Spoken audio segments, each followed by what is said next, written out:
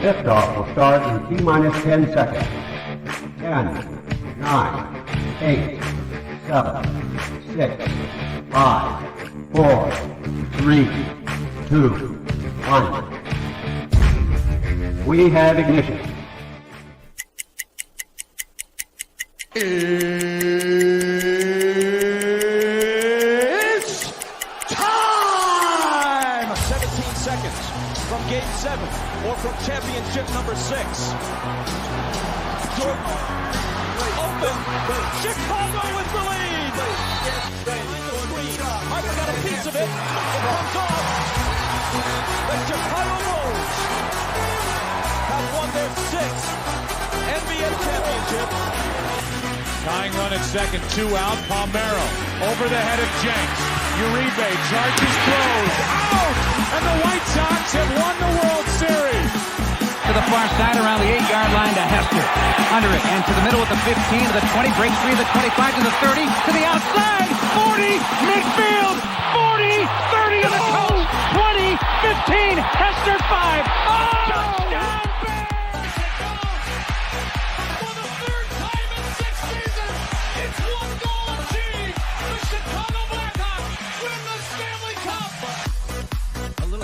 Slowly toward Bryant. He will glove it toward Rizzo.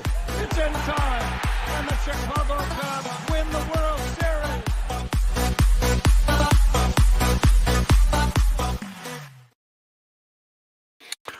What up? What up? What up? Welcome to Shawn and Maya in the morning on this House Music Monday. I'm your boy, the SuperBack, Shawn Sierra. Thanks for tuning in. Listen, if you're watching us on Facebook Live, well, then I guess you found us on Facebook. If you're not following us on Facebook, what? Go to Facebook, type in Sports Zone Chicago, click the like button, and now you're following Sports Zone Chicago. Simple. But wait, there's more. Go to the show's page, go to Shawn and Maya in the morning, like that page as well. So not only will you be following Sports Zone Chicago, but you'll be following Shawn and Maya as well. Listen, if you're watching us on our YouTube channel, excellent. If you're not subscribed to our YouTube channel, for real, listen, go to YouTube, type in Sports Zone Chicago, click the subscribe button, but also click the notification button. That's the little bell right next to it. And that'll let you know anytime a show from Sports Zone Chicago is going live. Get it? Got it? Good. Now, if you're watching us on our mobile app, listen, please don't tell me you didn't know we had a mobile app. Stop playing around. Listen, we have a mobile app. So if you have a smartphone, which everyone does, do me a favor. Go there, wherever you get your apps from. It doesn't matter. It doesn't matter where you get your apps from. Just go there and get it, whether it's iTunes, Google Play, Amazon, Walmart, Kmart, 7-Eleven, Zayre, Zemsky, Macy, Montgomery Ward, Venture, Woolworth. It doesn't matter, all right? Go there, type in Sports Zone Chicago, download it. Take us with you on a go. So not only do you get Shawn and Maya in the morning 3 days a week, not only do you get our other live shows throughout the week, not only are they archived there, like they are on Facebook and YouTube, but I'll tell you what, we give you a slew, and I mean a slew of articles, thanks to my man Clarence Council III. Big up to Clarence for keeping you abreast of all articles Chicago sports related. Now, if you're watching this on our Roku channel, I like that kind of party, baby. If you don't know, you better ask somebody, because Sports Zone Chicago, we have our own Roku channel. So if you have a Roku television in the house, do us a favor, go there. Download Sports Zone Chicago's channel right to that television. All right, do it. Do it now. Do it good. Do it like you know you should. All right, just do it. Do it. All right, very simple. You know how to do it. You've downloaded Stars.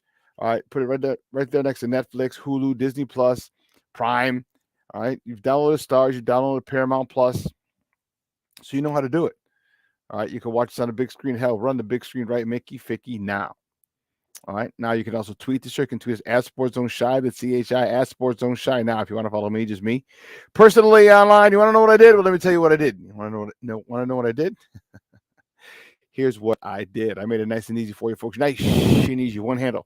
Facebook, Twitter, Instagram, Snapchat, and TikTok. All one handle at the Shawn Sierra. If you want to follow my lovely co-host, Maya Akai, you can follow her on Facebook and Twitter at the Sports Chica. And if you want to follow her on Instagram because you're an IGer and you do it just for the gram, we'll just follow her at Maya_Akai. It's MAYA_AKAI. Man, we have a great show for you, but I need you to get interactive. So whatever platform you're watching us on, whether it's Facebook, whether it's YouTube, whether it's our mobile app, do me a favor, leave a question or comment on that platform. It'll come up here on the thread. I'll put it up on the screen. We'll incorporate it into the show. And that, my peoples, to all my peoples in the struggle. That is what makes this the best Chicago morning sports talk show is you. All right. So bring it all, baby. Questions, comments, smart ass remarks. We want it all. Man, sorry. That CrossFit workout kicked my butt today, baby. Woo, Charlie. We want it all, baby. Like The Rock said, don't sing it, just bring it. Let's see who we got in the chat so far. Cornelius Squall's in the house. What up?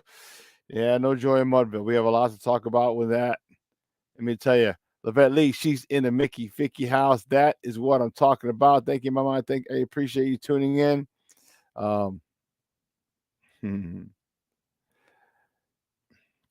My man Armando Emeterio, Lara Jr. What's up, Papa? Thanks for tuning in. Oh man, it's rough one. James Ford. Thank you, Papa, for tuning in. I appreciate it. My man Bellissimo from across the pond. I truly appreciate it. Thank you for tuning in. Good afternoon to you, sir. Man, Leo Factor in the Mickey Ficky house. Justin Fields did not have a bad game. I don't know what game that feels. Yeah, he didn't have a great game either. But a lot of it is a lot of his play calling. A lot of it is just I do know. And I was really happy to have my guy Mark with me. See, Mark was my fullback. I was the best man at his wedding, one of my best friends. And like we just talk football like on a different level. Like it's just weird. We were in a bar full of people yesterday. And it was just me and him. It was literally like there was no one else around. Like we're arguing, we're going back and forth. Like, why would you do that? Why would you do that? No, it doesn't make sense. It's because of this. I'm like, oh, okay, I can see that. Because we talk football on a different level. Like everyone else is gone. Like it, like there's nothing there. Like we're arguing and we're yelling. Like what? I'm raising my voice because I'm fired up. He doesn't get too fired up. But it was crazy. It was good stuff, man. It was good stuff. Oh man, J2K, good morning, everyone. You're still speechless after the way we played yesterday. That was pathetic, but life goes on and on to the offseason. Yeah, I'm going to talk about that a little bit. Not a little bit, a lot of it. Let's talk about that. That's a key factor. I'm glad you brought J2K, Walls of Jericho. I'm glad you brought that up. My son Walls in the Mickey Ficky house. Good. House music Monday morning, baby. Still can't beat them damn cheeseheads. Yeah, we can't. Right? We can't. I lost a cigar. All right. I lost a cigar in this whole thing. From the smoke fella from Kevin Louder. See, but here's the thing. Kevin, and big shout out to Kevin and Damani and Ben, all the smoke fellas. Kevin will bet against the Bears every week. The Bears aren't going to win. Bears are going to win. Bears aren't going to win. So you're going to be right sometime. Just saying. Man, Luis Mejia in the Mickey Ficky house. Rise and grind, Papa. Good morning. Thank you for tuning in. The last offensive play call was that screen. 3rd and 20 something, whatever. 3rd and 13, 3rd and 20. Yeah, that was the last play call. Yeah, we'll dive in depth today about dealing with some of that because that was just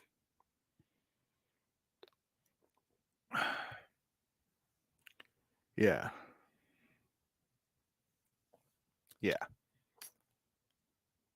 So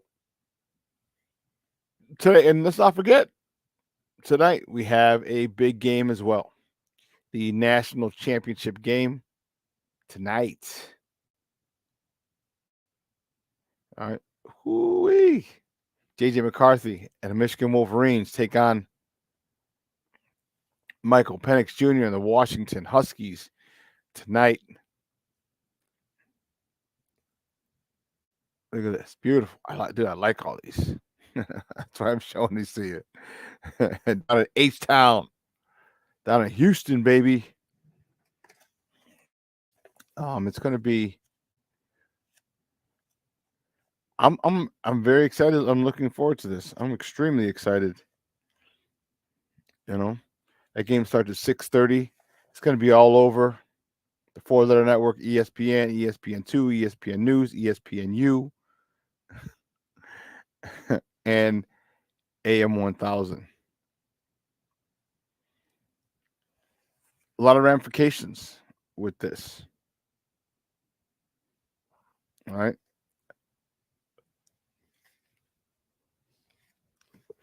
Jim Harbaugh is coaching in what people think might be his last game at Michigan. So we're going to talk about that. The writing's on the wall. It's not difficult to see what he's going to do. All right. He's hired Don Yee, famed sports agent. Okay. Famed sports agent for NFL coaches. What does that mean? It doesn't take a rocket scientist to figure that out. Big shout out. Yesterday was fun. I told you, me and my guy Mark met up at my spot. Output. My guy Eddie G was there. He showed up. It's good to see him. I hadn't seen him in a while. I also met Armando Lara Jr.'s son, my little nephew. Well, he's not even little. He's about 6'1", 6'2". But I met him. I'll put his buddy Nick. So all four of us. And then their buddy Stefan showed up. So we ordered the Crow 50 wings, potato wedges, and onion rings. And believe it or not, I know this sounds crazy. I didn't have one drink. Not one drink at all. Not even a shot. And you know what helped? Well, I wasn't going to have a drink anyway. I wasn't feeling it. My guy Eddie is doing a dry January. So see, if Eddie was drinking, he would have got us all shots. That's how Eddie does. Like, just get around shots over here. Just get around shots. Round of shots. So that helped. And then a couple times, they asked me, "You want something to drink?" "No, I'm good. Like, all right, you're not drinking? It's not that I'm not drinking. I just today I'm not drinking. So I wanted to be of clear mind watching the Bears. Okay. But anyway, big shout out to my guy Eddie G over at Output. Big shout out to Armando Emeterio Lara the third, or as his dad likes to call him, the turd.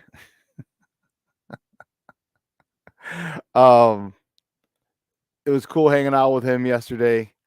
Man, he's a great kid, man. Great young man.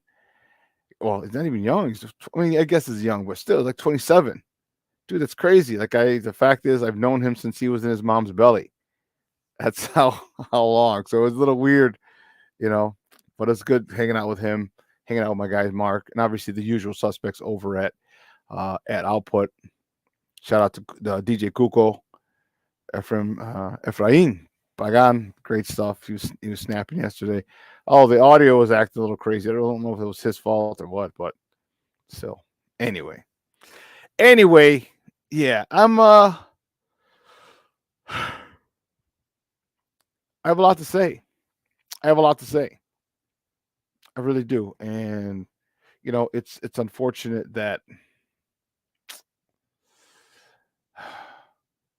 the way it went down, I guess to me that was the issue. That was the issue. So, and unfortunately today I just got a text. I got a text early this morning. Eric couldn't make it or can't make it today, so he'll be on Wednesday.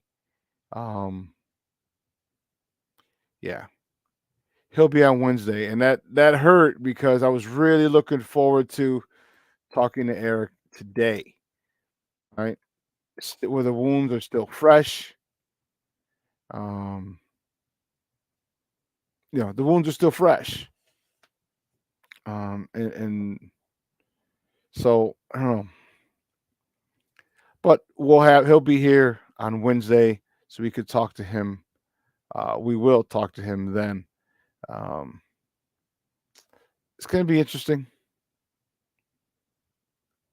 what he has to say because I have a lot to say, and and I'm sitting here, and the thing that really bugs me,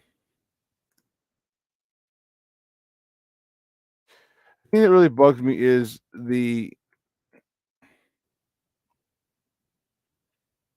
how can I put it?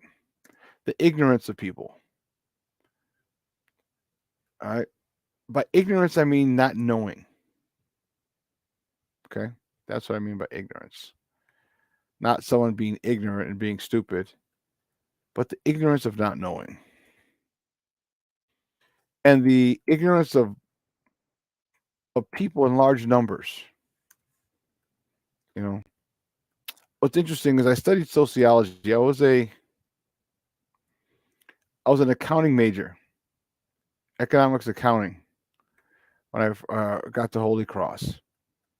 And I wanted to do that because I wanted to be an accountant like my Uncle John.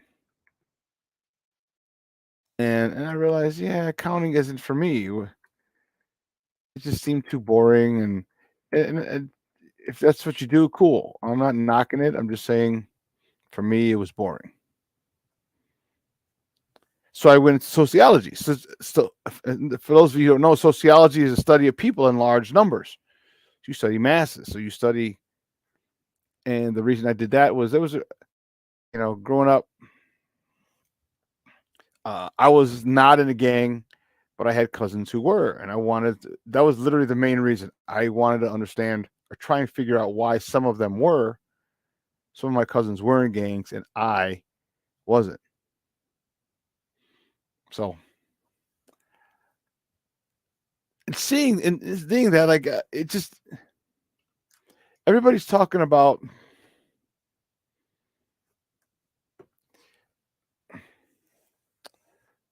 so let's talk about it, right? Everybody's talking about Jordan Love and how well he looked. Okay, and he did, 300 yards, a couple tutties, 128 point something, almost a 129 quarterback rating, and it looked great. Okay, and people say, well, get rid of, and people are saying, well, I want that quarterback. I want that. Alex Brown said it yesterday. I want that quarterback. And everyone's like, get rid of Fields. He's this, he's that, he's done. Yeah. But you sit there and in one breath, you say, Jordan Love looked great. Jordan Love looked great. And on the other side of your mouth, you're saying, get rid of Justin Fields. Justin Fields sucks. He's typical Justin Fields. And I sit there and people don't even realize how contradictory they're being.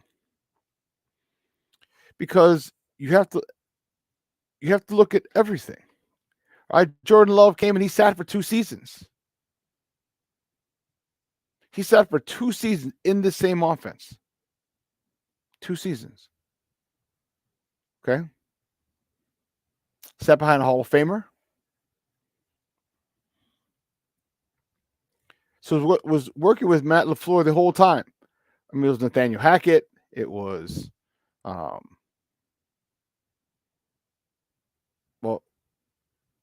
no, it wasn't Nathaniel. Yeah, Nathaniel Hackett hadn't gotten there. I mean, hadn't been promoted yet. I don't believe. Maybe he was. But anyway, you're talking about the same system that you sit and develop for 2 years while watching a Hall of Fame quarterback. And then you look at Justin Fields and has no help from the coaching standpoint, from a development standpoint.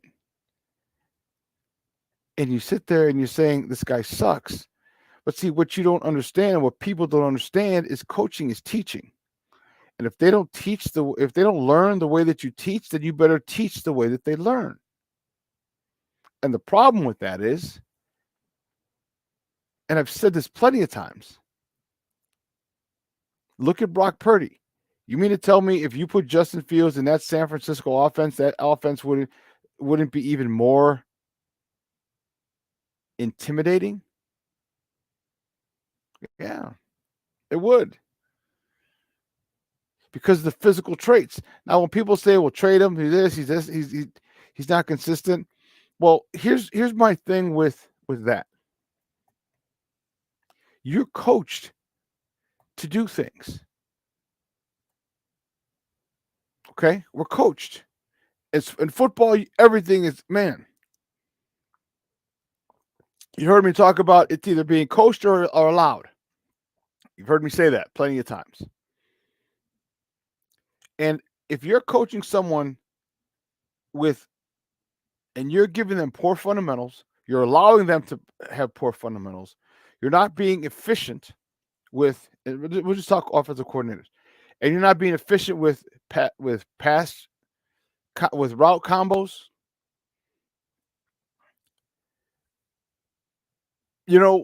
People, and this is why I can't talk football with everybody. Because if I say you don't make the routes with the protection, do you understand what I mean? And can you give me an example? Don't just say I understand. See that we're sitting there yesterday and I'm like, no wonder we're losing. No wonder we're getting our ass kicked. All right, there are situations, okay? What Green Bay did was smart. And this is like, I wonder why, like, how do they get all the smart coaches and our coaches suck?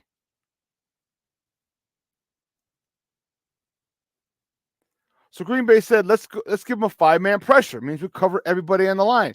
Why would they do that? Why would you give them a 5-man pressure, a 5-man front every single time? Well, I'll tell you why. Because you're playing with a third string center.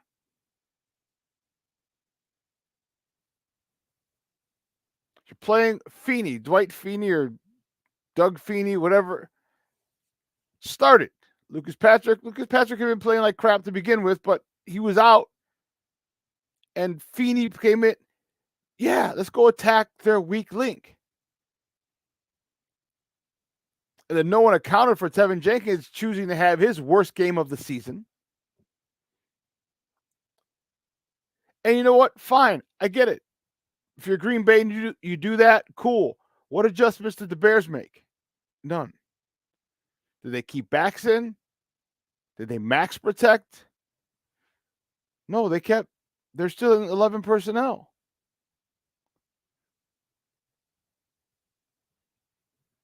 Like, why would you do that?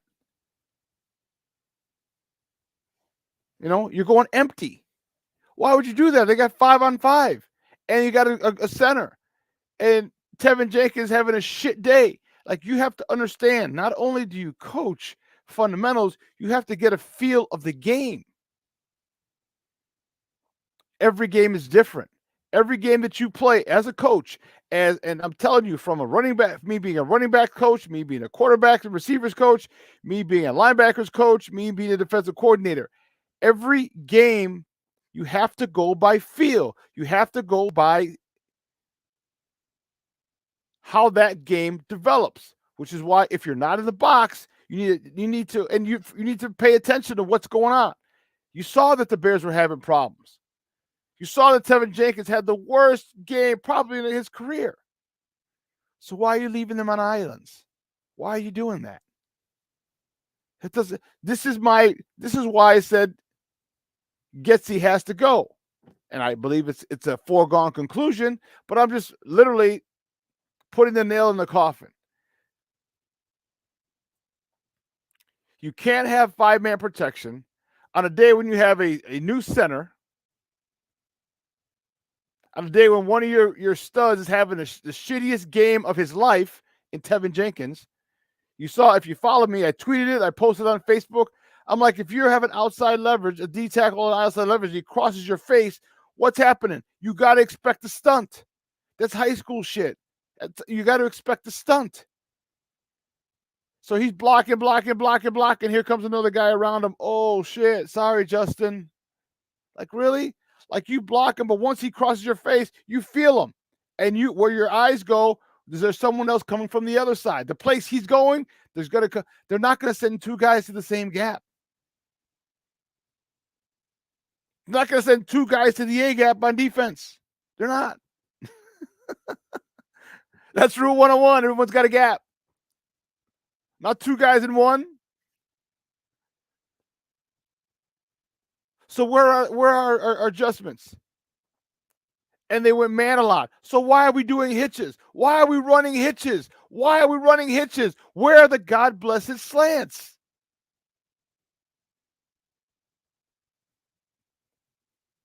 We're sitting at the bar yesterday.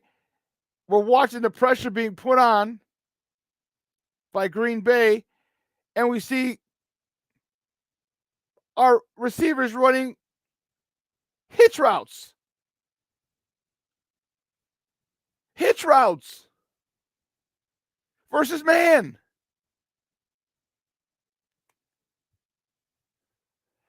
Cornelius, thank you. When Nate Davis went down, and he was having a shit day too. Why didn't you put Tevin back to right guard and Cody Whitehair at left guard? No, that wasn't a slant. I don't think if you're talking about the one to the left and he ran up the sideline, that was pick play. That was a pick play. It was twins. Be nice. What's up, baby? Hey, did you see my Facebook post? Next year we're going out to the Bay Area. Or not next year, next season. This year, going out to the Bay Area, baby. We're facing the 49ers. Once the date is set, I'm getting my plane ticket. Taking my plane ticket. So you know, be nice. All right.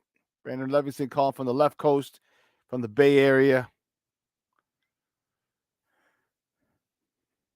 So, Leo, I think if that's the one you're talking about, it was a pick play. It was a 3-by-1. 3-by-1. The two inside guys went up. DJ Moore comes underneath. The guy covering him gets caught in a wash, the whole 9. Catches it, runs up the sideline for like 25, 30 yards. And I'm like, thank you. Thank you. Where has this play calling been? Like, where have those calls been all year? Then you don't go back to it. Do it.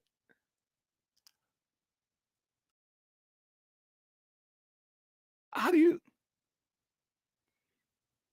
So you're running hitches in man. You're not using the rub routes, the picks, the mesh concept that is prevalent in this offense that you're running, but we don't use them. And you're having these receivers run intermediate to deep routes when your offensive line can't protect. You're having these guys, you're putting each guy on an island because all were covered up. They brought 5. And then you go empty? Intermediate deep routes? Like, what are you doing? What are you doing as an offensive coordinator?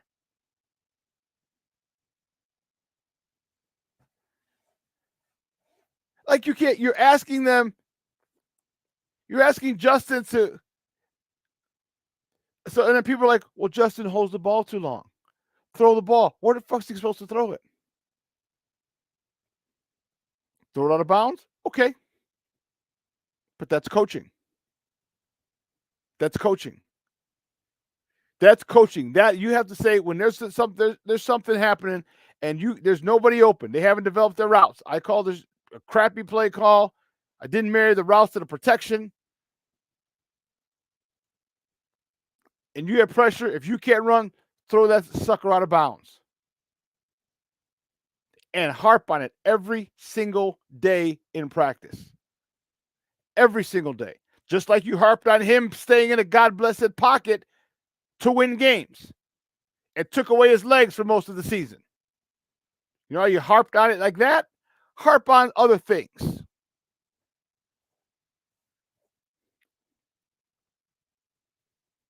You know, this is why I say Lou Getsy has to be gone. And this is why, like I said, I'm talking football on a different level. Twin 129. Hey, Papa, thank you for tuning in. I appreciate it. This is my first time seeing you here. Thank you for checking us out. I appreciate it. I think the Bears are going to stall, see what Harbaugh's going to do after tonight. Then they'll make the move. I agree completely. And I also think Greg Roman's going to wait too. I think Greg Roman can come in and be his offensive coordinator who will work hands daily with Dustin. Harbaugh calling the plays.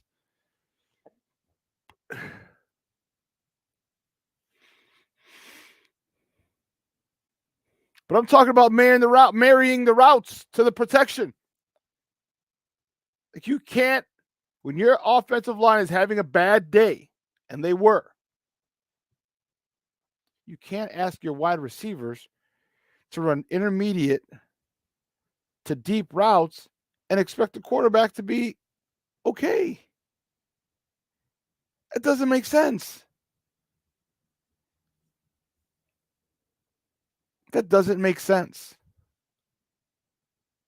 Then they go second and 2, and they do some dumb cutesy shit. I'm like, stop it. We just talked about this last week, 2 weeks ago. We just talked about this. It was a talk of the town, talk of Chicago. Stop with the bullshit, cute, short yardage plays. Stop it. Like it's so, man.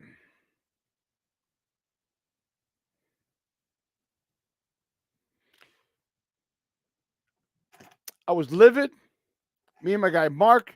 That's what I love. I love talking football with football people, and it's no disrespect to other people. It's just we've played it at a high level. We've coached it at a high level, so our conversations are just different.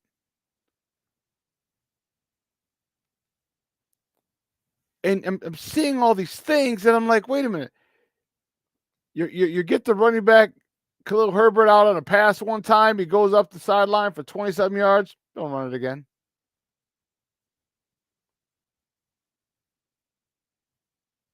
You realize you threw the ball 16 times? Now, I get it. You want to attack that run, their run defense. Okay, then let's attack it. Where was the fullback?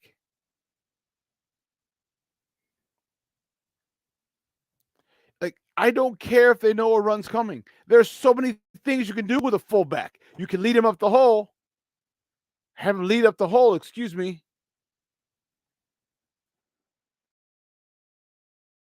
You can leak him out to the backfield, leak him out to the flat. There's so many different things you can do. He can fill for a guard, put him in motion. Like, man, my Mark would go in motion sometimes. I'd be in the I formation. He would go in motion, boom, come here. Or the best was he go, so we're running a lead right. He go in motion. Down, set. He go in motion to the right. Lead up the hole. Then we're like, let's start playing with some people. He'd start right and then come back left. Cause I'm still in the eye. So I haven't gone anywhere. So the quarterback turns around and Mark cuts right behind him.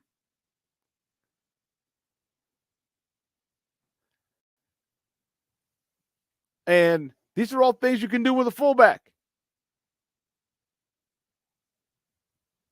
Or you can, but actually you couldn't because you're playing with a shitty center. Playing with your third string center. Yeah, come on, Steve-O. We'll talk about it. Yeah, Shawn, sorry, my camera's broken. When you look this good, you break many cameras. I'm used to it. With what you were talking about never going back to a play. Now, this one wasn't successful, but if you had a coach worth any kind of darn on the offensive staff, they'd have saw something. It's the one where Justin faked the handoff and then started to boot. And that linebacker, I forget which one it was the outside backer who was in coverage, supposed to be in coverage, but he on the play action, he came in for the play action, and then sacked Justin. An offensive staff's got to see that, run that play again, because that's your hot route. That dude is spying in the backfield and totally giving up on the pass protection. Mm-hmm. And I think he was over Komet, who was in that tight split. He wasn't on the end of the line, but he was, just off. And he totally let him go when he saw the fake handoff.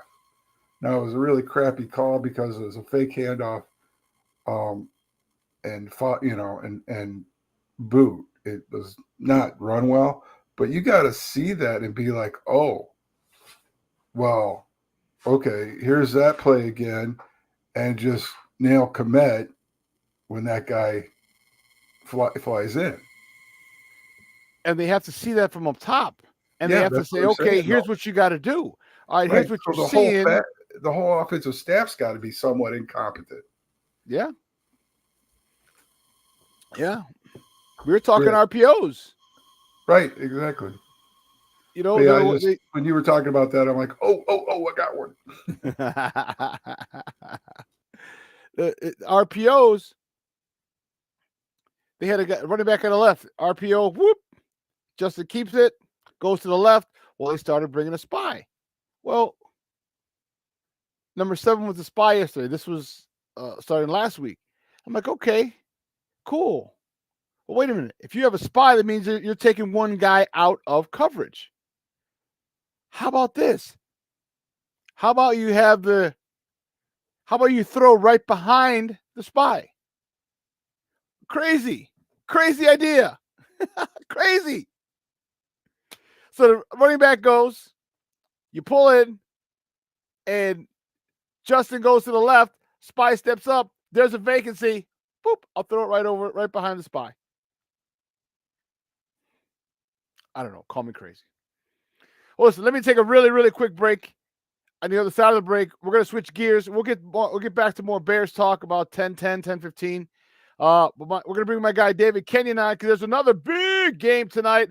I'm fired up about it. I'm excited.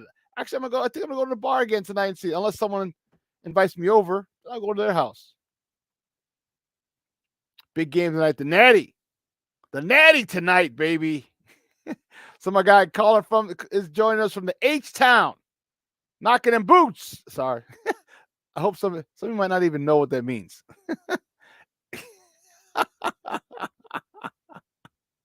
That was the name of the group that song Knocking the Boots was H-Town because they're from Houston. Hate to break it to you. But anyway, let's take a quick break. And we'll be back with David Kenyon talking national championship game tonight. So keep it locked right here. Shawn and Maya in the morning on Sports Zone Chicago. Hey, it's your boy, the SuperBack, Shawn Sierra, and be sure to follow Sports Zone Chicago on all social media platforms, on Facebook, Instagram, and our Roku channel. You can find us at Sports Zone Chicago, and on Twitter, we are at Sports Zone Shy. Also, be sure to download our mobile app so you can take Sports Zone Chicago with you on the go. Time out. How are you feeling right now? Happy? Excited? Angry? Overwhelmed? One of the best things you can do for your mind health is to name what you're feeling. It can sharpen your awareness and help you talk about your feelings with someone you trust. Here are 3 questions to ask yourself. Where are your thoughts right now? In the past, the present, the future? Do you notice any sensations in your body? Is your heart beating fast? Is there a flutter in your stomach? Or are you fully relaxed? What do you need right now? Time with others? Time to yourself? Remember, there's power in this awareness. So find ways to identify what you're feeling today.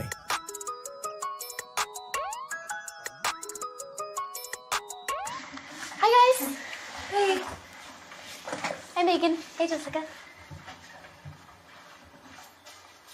Megan, you're a tramp. Brian Fitch told me you guys made out. Everybody knows. He said your breath smells like garbage. And he almost puked. He says you're the most desperate girl he knows, besides your mom. How many boyfriends does she have anyway? Lots? Your makeup makes you look like a clown. That zit is huge, zit face. Ugly.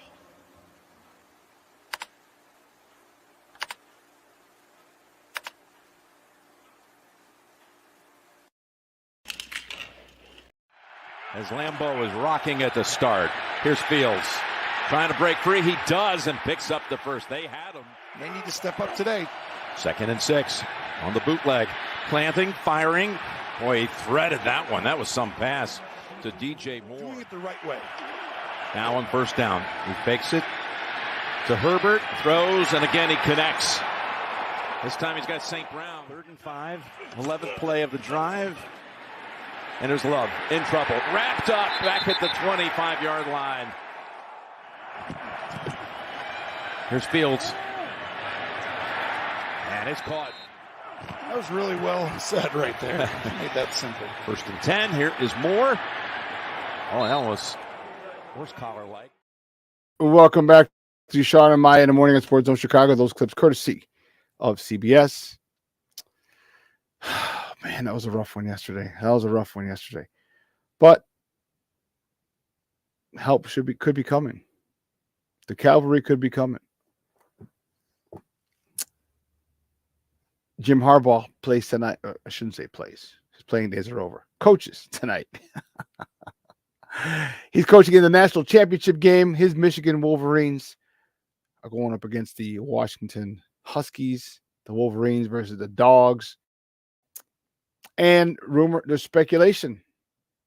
It's kind of simple to tell, but there's speculation that he'll be leaving Michigan to go to the NFL as he's hired renowned sport agent, NFL head coaching agent, Don Yee. It seems like it's just like a matter of time. But he's got unfinished business first. His job first, he wanted to get Michigan back to prominence. Well, you win a national championship, you're pretty much back to prominence. It doesn't get any better than that at Michigan. So my next guest is a good friend of the program, and I'm excited to have him here talking with us. He's a college football writer for Bleacher Report. You can find him on Twitter at Kenyon19_BR. Guys, just welcome back to Shawn and Maya, David Kenyon. David, from the H-Town. Good morning, Papa. Thanks for tuning in. Yeah, you bet. It's a nice, ugly morning, so it's a good thing that there's a dome on this stadium, because otherwise it'd be a pretty gross day, I think. But excited to be here. Been a fun weekend, but very much time for the game. Good. I'm excited for it as well. I know a lot of people are. It's a huge game. Number 1, undefeated Michigan versus number 2. Undefeated Washington, if I'm not mistaken. Yep. What they? Yeah. It's a perfect matchup. Let's go back to the semis. David, I have to be honest. I did not think Michigan had a chance against Alabama. I thought Alabama was going to out-athlete them at some point. And the start of the second half, holy cow. I was like, here they come. And I felt it. And Michigan said, hold on. We got this. Took us to overtime. Unbelievable. Your thoughts on that semifinal game, Michigan-Alabama? I generally thought the same thing. I just thought in the second half in particular, because we've seen Saban, they go into halftime. They're really good coaches. They are for a reason, and so it did. They were down, I think 3, and then they just controlled Michigan. My concern with McCarthy was he hadn't seen a defense like that beyond one time against Penn State, and Michigan's offensive line was so good, they didn't even throw in the second half. And then Ohio State, he did, he was solid, but he wasn't fantastic. And so I was concerned that with Alabama, they were just going to make him, pretty much ineffective. And generally speaking, he was. But, when it came down to it, they had that 4th and 2, got Corum into the flat. He gets a 30-yard gain or so. And then that last drive was a clinic from Michigan's coaching staff, and then they make the play in overtime. I will say when it went to overtime, I thought if Alabama scores, I think they better go for 2 because I don't think you want to go toe-to-toe with this defense in overtime. And unfortunately for them, it didn't happen. Michigan just did what they did all year and played so well defensively when it mattered. And boom, here we are. Dude, I'm telling you, I wanted Michigan. All right. JJ McCarthy's from the area. One of my former teammates is actually his quarterback coach. We played ball together. So there's a lot of little local, and Jim Harbaugh obviously was drafted here, played here. So I wanted Michigan to win. I literally Alabama was just going to dog walk them. And I didn't. My biggest concern, though, David, was after the impressive first half, 5 sacks in the first half, they're only up by 3. That's what got me. I'm like, damn, they're only all that phenomenal first half, and you're up by 3. I said, if these guys, if they turn it on, it could get ugly quick. And you know what? Michigan, the fortitude to withstand that blow and come back, tie it. Talk to me about that. Your thoughts on JJ McCarthy, the way he led them down. That's impressive. That's extremely, extremely impressive by that young man. Yeah, I think his development this year has been really, really interesting because you know how when Trubisky was with the Bears, it was couldn't throw left, right? And JJ McCarthy was kind of if he throws late to the right, it's trouble. That was one of the pick sixes that TCU had last year in the semifinal. It was just like he was lacking a little bit of velocity in those cross field throws. Just because you're throwing it 10 yards doesn't mean you're not throwing it about 40 or 50 yards sometimes. Yeah. And he just didn't have that snap, it seemed like. And this year he has. And so that's been what's really important for Michigan, where it's not just he can make every throw. Pretty much every quarterback can make almost every throw. It's just that now those really long, short throws, they just look better. And for Michigan, that's so important because they're going to run the ball. They want to control the clock, just own the possession. And this year, nobody has been able to do anything remotely close to stopping them except for Alabama in one half. Yeah. JJ McCarthy is a great story, but what's even a greater story is that run game. Blake Corum. I read his story. His going to, getting to high school a couple hours a day, to and from. Always busy, manual labor with his parents, his landscaping business, I want to say. And the blue collar attitude of his offensive line. Talk to me about that and how that could be a huge help for Michigan to hoist that trophy after tonight. I mean, that's the key for Michigan because you don't want to get into a shootout with Washington. Michigan is capable of keeping up, but that's not the game they want to play. So Washington's defensive line and linebackers are good, but Texas ran all over them. And if Michigan is just sticking to that tonight and does it effectively, obviously that's always the key. But if they do it effectively, I'm taking Michigan in this every day of the week because Washington's super talented. They're going to score, 24 points or so. But if Michigan just kind of runs it down on them and they don't give Washington, 12 possessions or so, Michigan's going to be fine because their offensive line is just so much better than what Washington has seen all season. And I mean, it's a Joe Moore award-winning group, basically, without the trophy. Even without Zach Zinter, All-American guard, Washington's just going to have a problem with that Michigan front. And then you put in Corum, and then they can rotate in Donovan Edwards if needed. J.J. McCarthy showed a little bit more with his legs last game. He's kind of waiting for it all season. We know he can do it. You know, You watched him in high school. I watched him in high school. And so there's just too much that Michigan's offensive line can do. And Washington is, in my opinion, simply not going to be able to handle that. It's just that their offense is so good and is going to keep up with Michigan in that way. Guys, we're talking to David Kenyon from Bleacher Report, college football writer for Bleacher Report, talking the Natty, the national championship game tonight. It's going to be all over the four-letter network: ESPN, ESPN2, ESPNU, ESPN News, AM 1000, it's ESPN radio station out here in Chicago. Make sure you check it out tonight. Michael Penix Jr. is an interesting story. University of Indiana, or IU, excuse me, Indiana University. A very injury-plagued career. Wasn't it 3 or 4 of his seasons ended in injury at Indiana? And like, he transfers, goes there, and all of a sudden, I don't know if it's the great Pacific Northwest air that he's breathing, but he hasn't really gotten hurt, and he's throwing the hell out of that football. What happened when he went up there to Washington?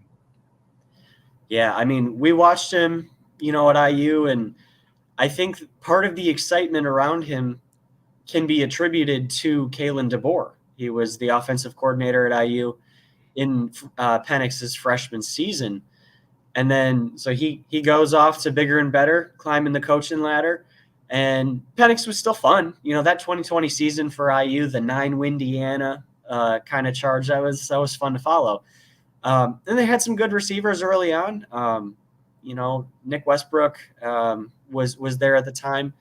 But this receiving corps in Washington, I mean, holy cow. It was kind of funny just talking to one of Michigan's co-defensive coordinators. And a reporter came up with a question. He's like, Washington's receiving corps is almost better than some in the NFL. And he just almost like, all right, hold on. Not quite. He's like, well, I mean, I don't think it's that level, but no, they're really good. It's just really funny trying to walk that back a little bit. But by far, this is the best receiving corps in college football. No question. We thought Ohio State was going to have a charge at that this year, and they just didn't quite. Holy cow. Washington's receivers are incredible. Got a really solid line. The offense is predicated, though, on getting the ball out so quickly, and Penix is just a master of that. He's got the system down to a T for sure. What that says about his pro future, I'm sure we'll talk about that eventually down the road here over these next couple months. But, I mean, he's just so good at getting the ball out quickly, and then his deep ball touch. Holy cow. Is there anybody else, maybe other than Drake May, who can throw it deep as well as Penix? I mean, he just has such a good command of how hard he needs to throw it. And like we saw against Texas, that dude can throw some dimes down the middle of the field. And that's a huge value for Washington tonight. It is, and I'm excited to see that. And you talked about the best receiving corps. Let's talk about the number one receiver, Romeo Odunze. This kid is, wow. I had not seen him. Okay, he's in the left coast, so oftentimes he's playing later. Okay, so I hadn't seen him. I'd heard about him. I'd read about him, and seen videos and highlights. And you can't really, highlights are nice, but you have to, I need to see a whole game. I don't need, we all can make highlight tape. Watching him in the semis, this dude is extremely, extremely explosive. But not just that.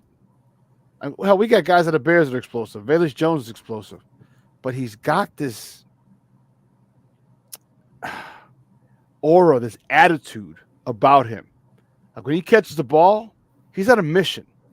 He's not running track anymore. He's on a mission. Talk to me about his desire, the way that this dude plays. He gets it. He's a football player who just happens to be lightning fast. Yeah, the way I would describe him is he's receiver smart too. He just has such a good feeling for the game that, it's the find the pocket in the zone, but do it the right way kind of thing, where it's not just, oh, I need to know I generally need to be in this area. It's so precise. And yeah, like you said, after he gets the ball, he's not just looking to dance a little bit and gain a few yards. He's going to run you over first and then take you down the field with his speed. And we've seen it all season. Break a tackle, go. Break a tackle, go. Break a tackle, go. That's why he's got 1,500 yards or whatever it is right now. I mean, he's incredible. I'm excited to see what he does in the pros too. But tonight, I'm wondering if Michigan is going to stick Will Johnson on him. He's a 6'2" corner. He's awesome. He was a 5-star coming out. He's lived up to every bit of it. That would be a fun matchup to watch with Odunze and Will Johnson. Yeah, it will. And I'm hoping for a good game. I want to see Washington say, okay, let's light it up. And I want to see Michigan say, no, let's slow it down. I'm going to beat you up. I'm going to give you body blows after body blows. And I want Washington to say, no. We're going to dance around and we're going to try and run up and down the field on you. And that is the dance. That's the fun part. Who can establish their will, especially on offense, more? Do you think Michigan has a really good defense that Washington will be able to withstand this defense? They got a phenomenal front. And if you're playing, press coverage, the ball may not come out as quickly. And if it doesn't come out as quickly, that gives that defensive line of Michigan a chance. And we saw how violent and disruptive they could be in the first half against Alabama. Does Washington have the offensive line to deal with that type of barrage? As far as running the ball, I'm not convinced that Washington is going to run the ball with really any success today. Dylan Johnson is supposed to play, but I mean, if he's kind of hobbled, because I mean, you could see how much pain he was in at the end of that Texas game. I don't think Washington's going to run the ball at all, really. So that's simply the biggest question for me. Agreed. That can Washington's passing game do it? Can they get the ball out quick? Can they beat the press coverage? Can they also beat the disguises that Jesse Minter is going to throw at them? Because they might be up at the line and they're expecting press, but it might turn into zone really quick.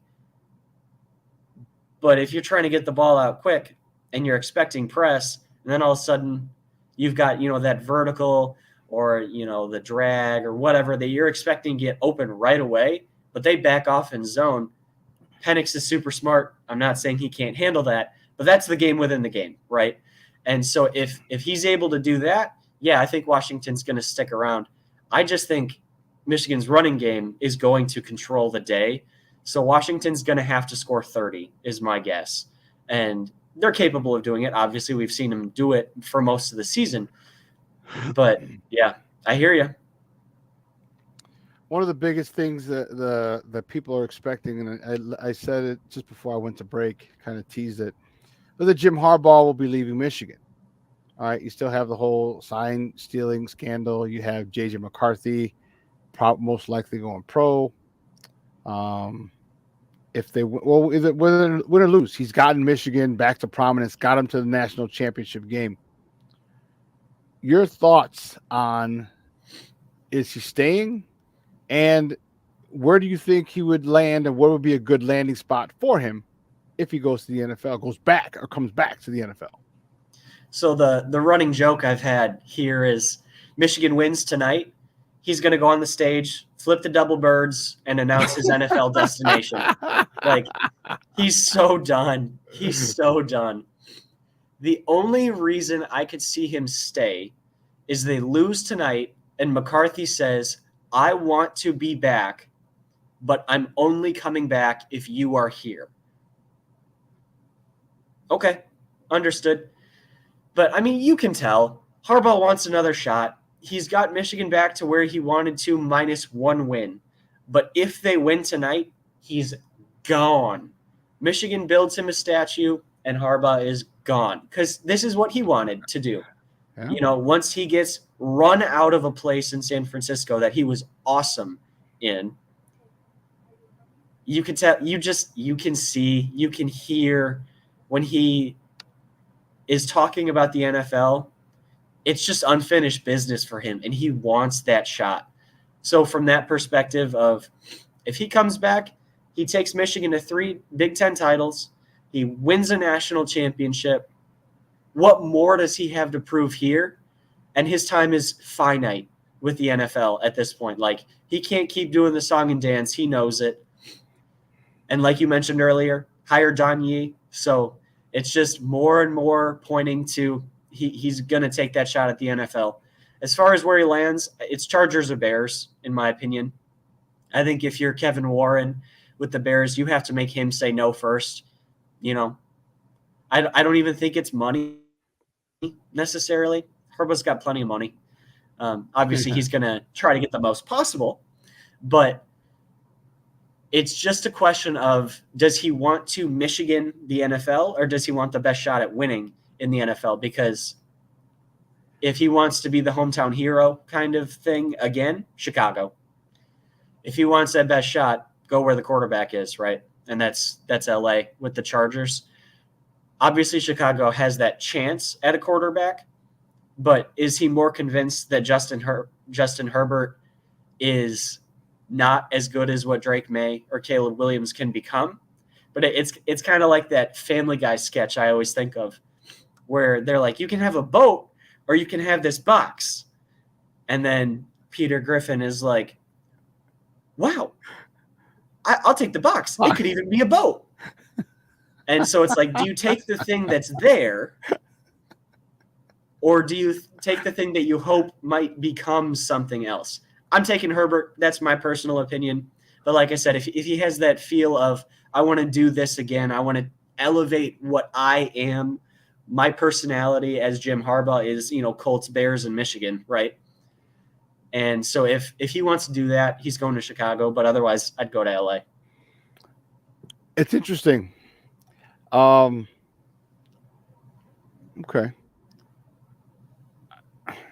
My thought. So give me your thoughts on, because now if Jim Harbaugh comes to Chicago, okay, has a chance with Justin Fields, or he can have a chance with a new coach, with a new quarterback. All right. He already knows what Justin Fields is. He knows how good Justin Fields can be. He lost to him twice. Okay, he lost to him. So he understands, but he also sees that his potential hasn't been maximized in the pros. Offensive coordinators have bigger egos in most cases than even the players. How much do you think he likes that challenge? Say, hold on, let me unlock this guy. Because if he wins with, I know it's Ohio State guy, Michigan, Ohio State, there's that oil. It's like us in that team up north that we lost to yesterday, but I digress. Don't get me started. If he's able to do that, how fulfilling would it be for him? Because now he can say, look what I did. I won a national championship with Michigan, and I won a Super Bowl with a quarterback that no one could get the best out of. You think he may, if he comes to Chicago, may want to, or would just come to Chicago because of Justin Fields? It's a fair question. I don't think that would be a driving force, because he has the rare position of, clearly Fields has not been maximized. Like we saw it for a half a season in 22 where he was getting closer to that. I don't think his ego, while immensely large for sure, is so insistent on, I'm going to unlock Justin Fields. I mean, we'll find out. He might prove me wrong, accept the Bears job next week and say, we're keeping him, but he wants the best case situation. That might be Caleb Williams or Drake May. It might be Justin Fields, might be Justin Herbert, but I don't think that would drive him, but if he also feels Justin Fields is the best fit for his long-term future, his potential long-term success, yeah, he would be excited about that. Yeah, you couldn't get the best out of him for 3 years, but look what I did. Absolutely. That's a competitor for sure. Yeah, well, from your lips to God's ears, because I I went on a little rant earlier, just talking about the importance of coaching and how people can out of one side of their mouth say, "Wow, Jordan Love's look awesome," and then the other side, well, Justin Fields looks like shit. And like, well, wait a minute, Jordan Love has been in the same system for 3 years. All right, he sat behind a Hall of Fame quarterback. He's got good coaching from LaFleur. And Justin has had Matt Nagy, Bill Lazor, and now Lou Getsy. Where's the difference here? Where could there be? Where's the disconnect here? Let me see. Oh, yeah, by the way, Justin got sacked 9 times his rookie year in one game. Like, come on. You know what I mean? Like, you can't sit there and talk about this quarterback and and say how awesome he is when he's got great coaching. And on the other side of your mouth, say, well, this quarterback sucks, and realize he's had terrible coaching, terrible help. So it's interesting. Just real quick, if you're the GM for the Bears, what would you do? Would you move on, keep Justin, build around him, get a haul, or say, no, I'm going to get Caleb or Drake with the number 1 pick? Yeah, leave it up to me. I'm taking a quarterback and trading Fields, and I like Fields. Like, I very much am a Fields fan. I think, like you said, the coaching has done him so wrong for several years. The offensive line has been so bad every season so far. The challenge with me for me is, do you think Justin Fields at his peak is better than Williams or May at their peak? And I don't think that answer is yes. And after next season, Chicago has to figure out whether they're paying Fields. No, after next season. You mean after 24, this season coming up, or after 25? After 24, because that 5th-year option will come up. And so by that point, you have to figure out the extension. And at least for me, I'm taking the younger guy who I think can at least match what Fields is going to be, and you have him cheaper for 3 more seasons than you have Fields. So that's where I would go. But like I said, I like Fields. I think if somebody like Harbaugh was to come in, you're going to see sweeping changes. But if they bring back Getsy, I don't think Fields maximizes his potential either. So it's kind of from my perspective, a lose-lose as far as the quarterback discussion, because either everybody's coming back and Fields doesn't get there, or nobody's coming back. That's my perception. I could be wrong, but that's my perception of what's going to happen. Okay. Yeah, I think Getsy's gone. I think Eberflus, and after yesterday's game, though, I feel less certain about Eberflus. His defense got run all over. All right, 300 yards. All right, from Love, 100 on the ground from what's not Dylan, 33. Anyway, 100 yards on the ground. All right, and it's like, and we're the number 1 rushing defense in the league. All right, number 1, numero uno, the best. That gave me some pause for concern. Yeah, I think if Eberflus does stay, they're going to have to say, hey, he can't keep Getsy. There's no way. There's just literally no way, because the lack. And I'm sitting there with a buddy of mine, and I'm watching this, and I'm breaking this down. Like, what kind of route concepts are this? Why? I'm like, the routes are not married to the protection. All right, there's no adjustments. I'm like, this is crazy. Like, you've had 2 years to do this now. Like, these are all things that should be done. So I don't know. Anyway, hey, David, great stuff, buddy. I appreciate it. All right. Do me a favor before you go. Let everyone know where they can find you and your work online. You find it all on Bleacher Report. Search my name, Bleacher Report. I'll have something after the game tonight. Looking forward to it. But everything I do is there on Bleacher Report, college football, NFL. So check me out. Follow me on Twitter. I appreciate it. Thanks. Awesome, Thanks for buddy. having me, Shawn. Have fun down in H-Town. Thanks. Guys, that's David Kenyon from Bleacher Report. Man, crazy. I'm excited. This game's going to be fun. Can the strength and power of Michigan overcome the, I don't want to say finesse, but the high scoring, the high octane offense of Washington? That's going to be a fun game to find out. Strength versus speed. Strength versus speed. That's, whew, I like it. I like it a lot. It's going to be a good one. And then afterwards, you know, and it's funny how he said he gives him the two birds. Jim Harbaugh comes up after he wins it, gives him the double bird, and then bounces. I'm out.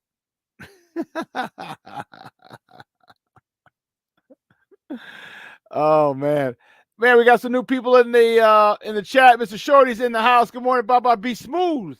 Brian Hendren in the house. I got Be Nice out on the left coast. Be smooth. I got Brian there. There's a couple other people I saw. I want to make sure I want to say hi to. There you go. I said hi to Brandon. I said hi to Luis. Arturo, Baba. Yes, man. Let me say it real quick before we go. Yes, no one slant, no crossers. There was just, it was horrible. You're going against man, and they're not doing all this stuff. Oh. I get it. So listen, we're going to talk more Bears on the other side of this break. We're going to take a quick break. All right, we're going to talk Bears on the other side of it. And so don't go anywhere. Do me a favor. All right. Get some questions ready. And put them in the chat. We'll talk about it. We'll get these questions answered because I'm excited. I want your thoughts. All right, your thoughts. What are you looking for in this offseason? And I know a lot of people have asked the same question, but what are you looking for? What do you want? Do you want Harbaugh? Are you okay with Eberflus coming back? Do you want Getsy back to keep it for continuity? Or are you done with Getsy? What do you want? Let me know. So keep it locked right here. Shawn and Maya in the morning on Sports Zone Chicago.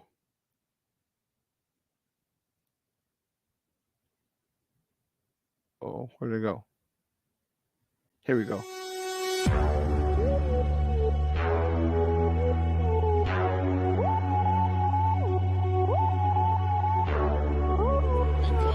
To run for 17, back he goes. Here comes Chubb. There goes the ball. Touchdown!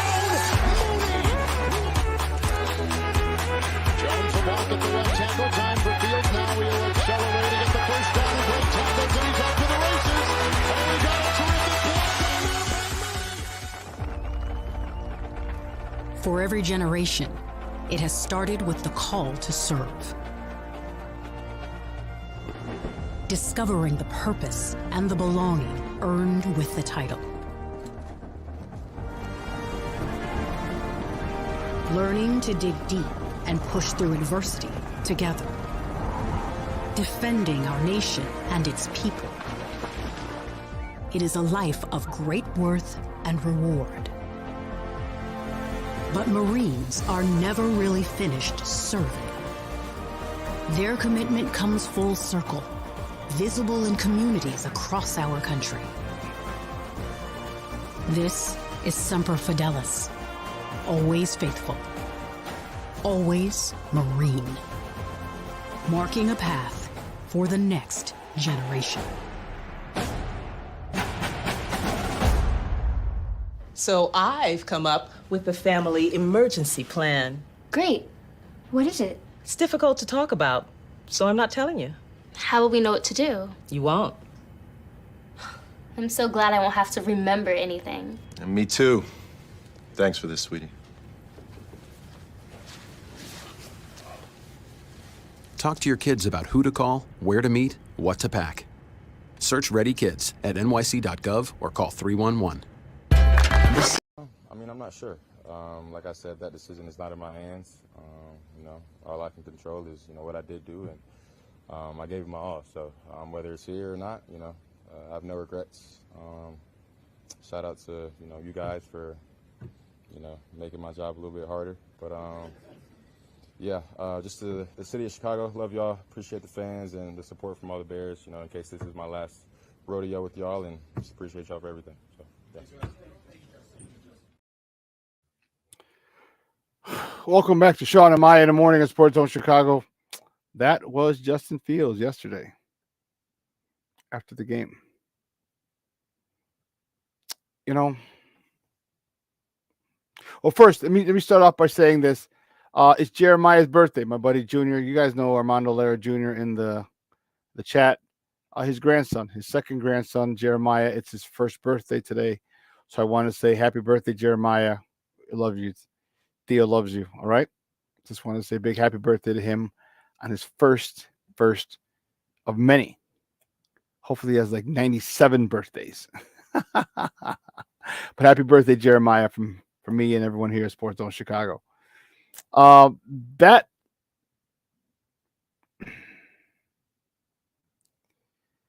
was trying to read into it. I was looking at his body language. I was looking because I don't know if, because here's what you hear. You hear all these reports. Oh, they don't know what they're doing with Justin Fields yet. They don't know. They don't know. They don't know. They don't know. What if they do? What if they do?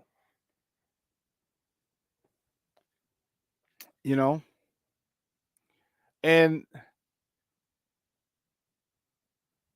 it just wasn't. And B, you're talking about no option saves you money to build a team like a quarterback on a rookie deal. Yeah, but here's the thing. Like you got Justin for 2 years for about 15 mil. This season, 24 and 25.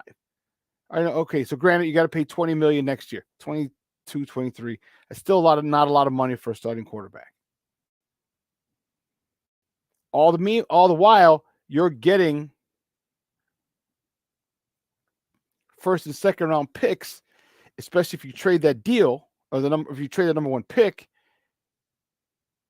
Everything's remember the one thing I've been saying. one of the possibilities is they're budgeting this, like seeing how many first round picks they can get, how many second round picks they get. Okay, because now at this particular point, once you get a first round pick or a second round pick, you know how much they cost for the next 4 years, 50-year option if you want to pick it up. So what you're doing is you're laying all the cards on the table, which is why I said the Bears should pick up his 5th-year option. If you pick up his 5th-year option, well, now all the right, it's. I mean, we already know how much it's going to cost, but now it's still in.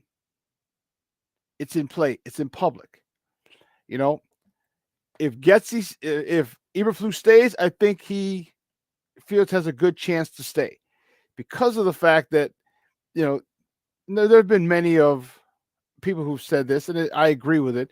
What offensive coordinator is going to want to come here with a lame duck coach? So your job, you're basically going to come in for 1 year, and the job of the head coach is going to be on you. If you do well and Justin Fields does well, then the coaching staff stays. And if you don't, the coaching staff gets fired and you came here for 1 year.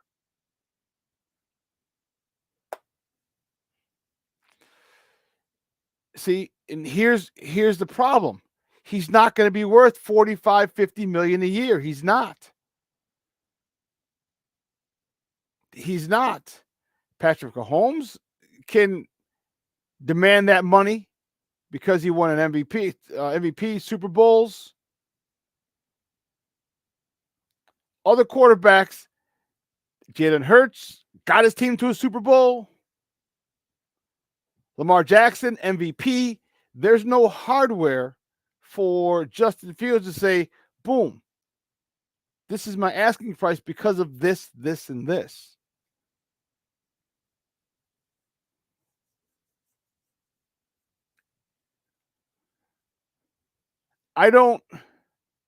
He might be 25 mil a year. $30 a year. And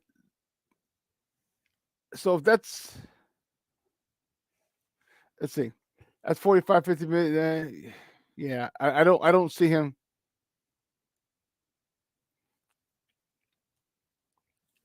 Yeah, but you're basing it on, because I'll tell you what, he's not going to get that anywhere else. I shouldn't say that. No, someone might give it to him. You know who might give it to him?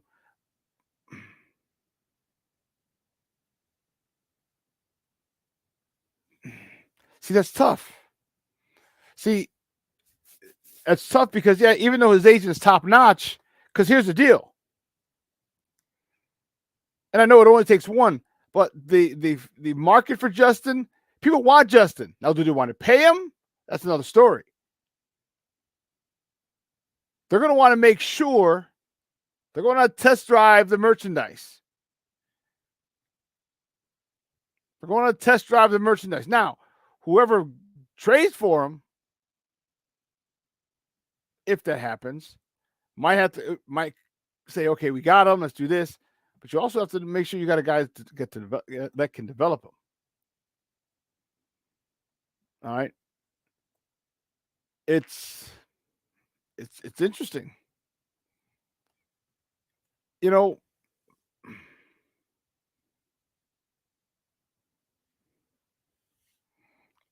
I'm not sure Dana got 160 for 4 years. Yeah, it's 40 mil.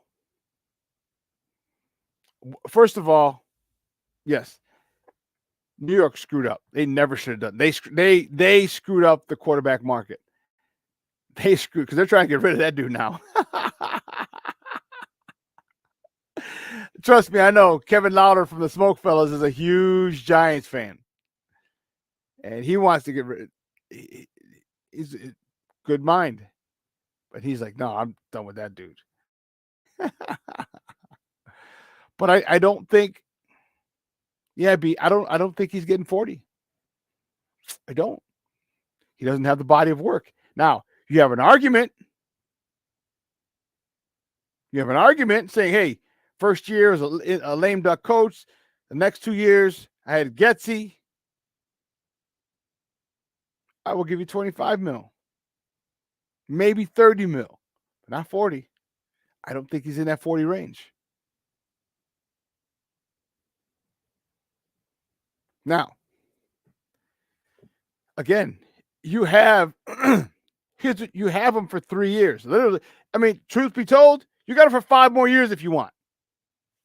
If you want Justin Fields, you got him for 5 more years. Now, if you bring in a new coach, I completely understand why you would bring in a new quarterback. Completely. And it would suck to see him go somewhere else with a guy who or with a team who fully devotes their resources to him and watch him ball out.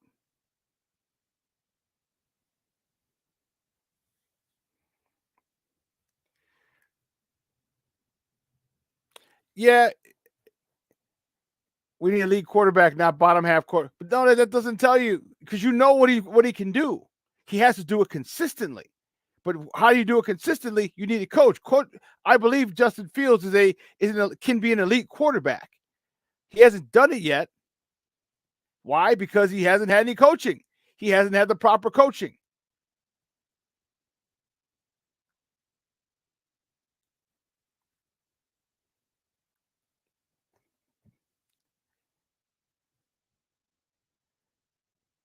No, I'm saying you'll get a team to pay him like the Giants paid Daniel Jones. You think Daniel Jones is worth $40 million? No. You know it. I know it. Daniel Jones is not even worth anything close to 160, I should say. Well, 40 million or 160 million for 4. He's not even close to that. Not even close. But Like I said, all you need is one. You'll get a lot of people who pay up 25 to 30, 35. That doesn't diminish his value. It doesn't diminish what he brings to the table. It doesn't diminish it at all. What it does, it shows that he hasn't been maximized. But I mean, I get it. And here's the thing. If you go a new quarterback and you bring in a new play caller, man, and a good play caller, well, guess what? He starts off his NFL career with a good play caller, like C.J. Stroud. But let's see, and everyone's on C.J. Stroud's nuts, and I'm not hating on him at all. I'm saying, let's see how well he does when Bobby Slowick gets another gig, gets a head coaching job, but he's not there anymore. He walked into a beautiful system, a beautiful scenario where he had a guy who developed him, coming from a tree that develops him.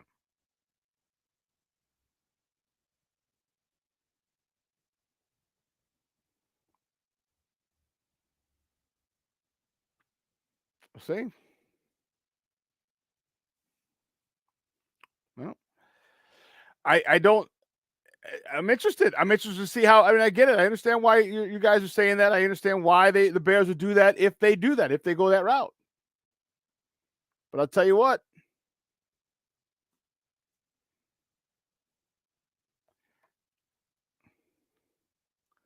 Vaughn, don't just throw numbers. Don't do that. Don't do that. You can't just throw numbers. 175 yards a game.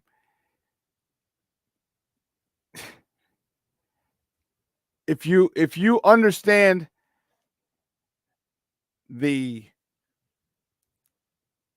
how poor the play calling is, how poor the system is, how poor the receivers were, if you had access to the all-22 watch, and I'm not saying that Justin doesn't miss throws. I'm not saying that at all. But let's keep it a buck. All quarterbacks miss throws.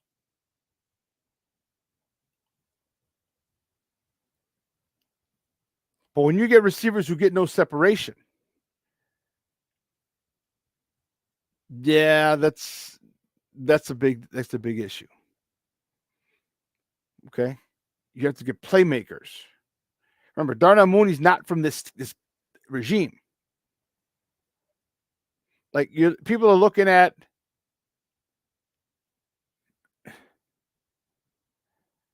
see here. Yes, the coaching is bad. When I see other okay, the coaching is bad. Don't just say, but the coaching is bad, and then go somewhere else. Say, but other ones are doing better. You can't do that. You can't do that. Because you give me all the other quarterbacks who are doing better, I'll show you coaches who put them in good positions to be successful. All of them do that. All of them cater their offense to them. All of them marry protections to route combos. All of them give their progressions very efficiently to a quarterback. This guy has not done that. So you can't say, oh, I know coaching is bad, but no. Coaching is everything. Coaching is everything, because if you don't have coaching, if you don't need them, then there wouldn't be any coaches. Let's not forget, Tua was about to be run out of.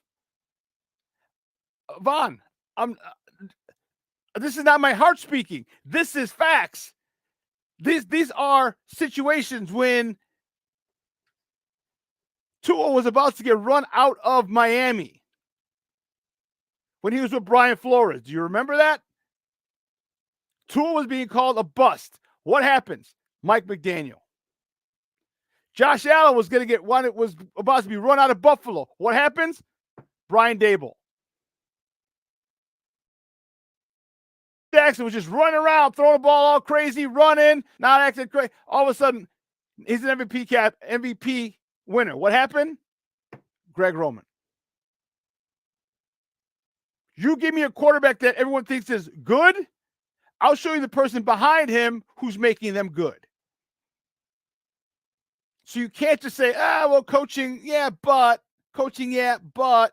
Coaching, yeah, but. No, you can't do that. That's like saying coaching. If I teach you how to throw with the right hand, and then all of a sudden I get a coach that says, "Hey, yeah, well, I want you to throw with your left hand." Like, wait a minute.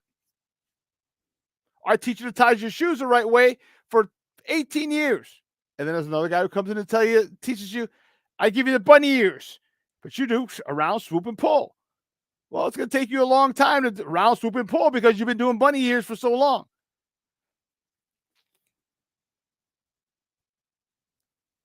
Oh, you're saying it's too late. Okay, I go with that.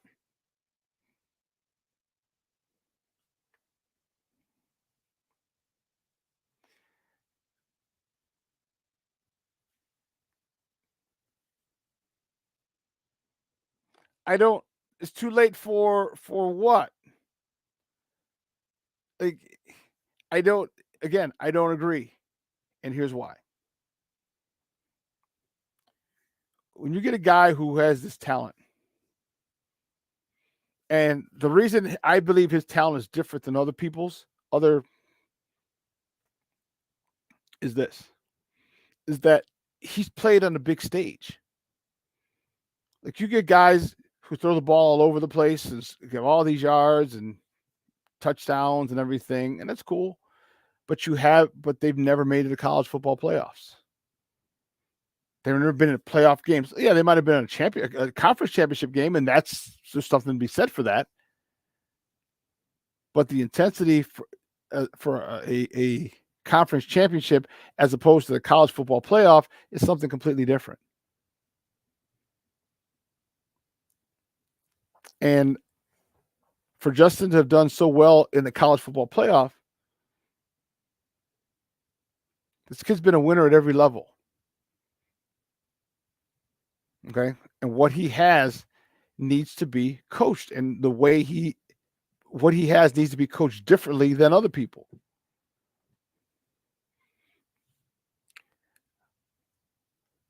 Year 3 going to year 4, we still don't know what he is except a fantastic runner that still needs to work in his passing. I'm not saying he can't get better, but why is that too late?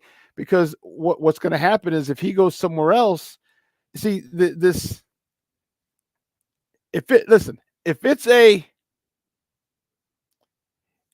if you're in a system,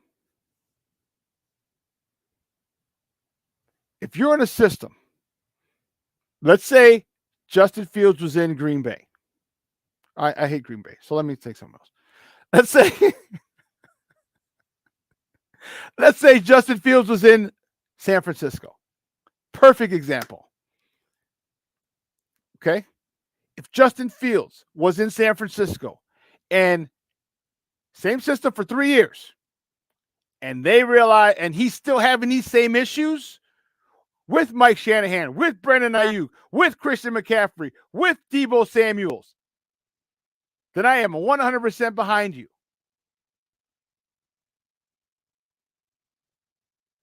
100% behind you, because now you're in the same system. And let's not forget.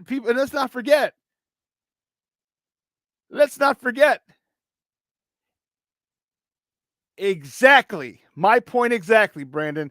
San Francisco, they had this guy in the same system for 3 years, and he didn't do well. It's not that they thought he was a better prospect. It's that they thought he could run that offense. He couldn't.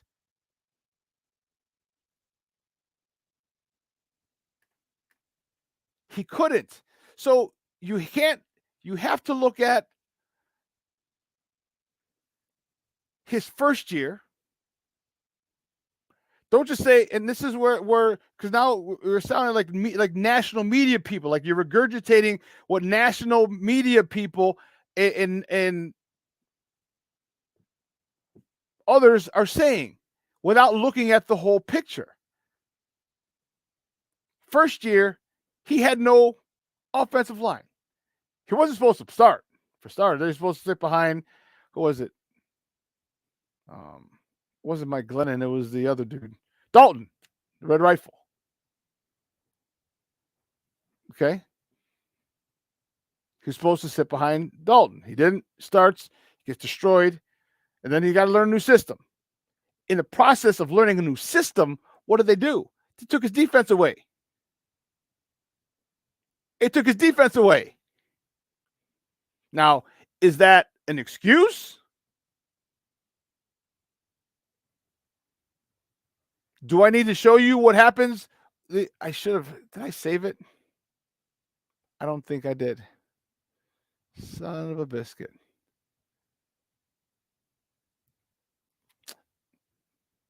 I have to my phone, but I have to send it over. When a team gives up more than 27 points, all people but Patrick Mahomes have a sub 500 record. And during that 14-game losing streak for the Bears, the defense gave up 33 points. Not 27, 33. That's another touchdown. If you recall, there was a stretch of 5 games where Justin Fields and the Bears averaged 30 points in that 5 games. The record was 1-4. So you ask him to learn a new offense, a new system last year, but you gave him no receivers. You stripped away his defense. You still had an offensive line that was Tevin Jenkins didn't play a lot last. I mean, was he left guard, left tackle, right tackle? I mean, the offensive line was in flux. I mean, if I'm lying, tell me I'm lying. Like all these things play a part. And I'm not saying Justin doesn't have things to work on, but this is things that he needs to be coached on. I preached, and I'm from the mountaintops, dude, you got to get your feet, you got to get back in your drops. But that is coaching, and that's allowing him to be coached to do that. See, the crazy part is, and I'm not saying, oh, you're going to go somewhere else and win a Super Bowl. Winning a Super Bowl is very hard, very difficult. Very, very difficult. But if you go somewhere else and flourishes, because someone took the time to keep him or to teach him, correct his mistakes, build his fundamentals, that'll be a sad day in Chicago. I'm not saying this because this guy has looked good and threw the ball all over the field. This guy's won. Yeah, he lost in a national championship game. Okay. But he's been on every stage. He's been on the biggest stage in high school and college. And we've seen what he can do. It's just it hasn't been consistent. Why? Because the fundamentals aren't there. They're not being instilled. They're not being drilled in his head every single day. And you can tell because he's still doing fundamentally unsound things.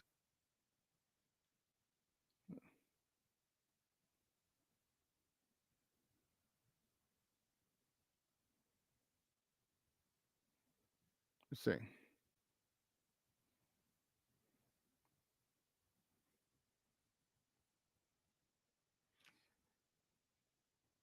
These are things that I get you. Brock is good at anticipating. Okay. I can show you plays where Justin Fields is good at anticipating. It's just not consistent. Why? Coaching. Why? Running for your life. Why? Getting sacked 9 times a game. Why? Having one of your best offensive linemen have shit games like he did yesterday in Tevin Jenkins. Like there's so many different things you have to understand that you have to bring into account when you're dealing with a quarterback. The coaching is one. If you get his feet right and get the ball out on time, guess what? His confidence grows. But they're not doing that. Because there's nothing in my estimate. There's nothing. You name me a quarterback in the NFL and tell me something that one quarterback can do physically that Justin Fields can't do. Physically, that he can't do.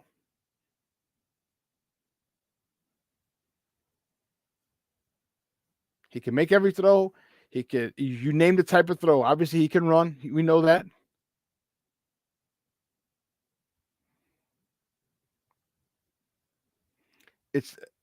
It's not okay. It's not excuses.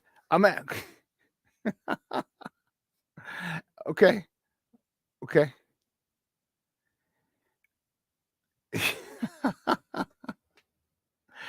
you can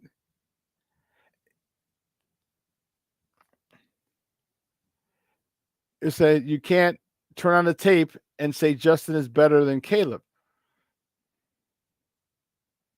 I don't think Caleb is better than Justin. If anything, they're pretty,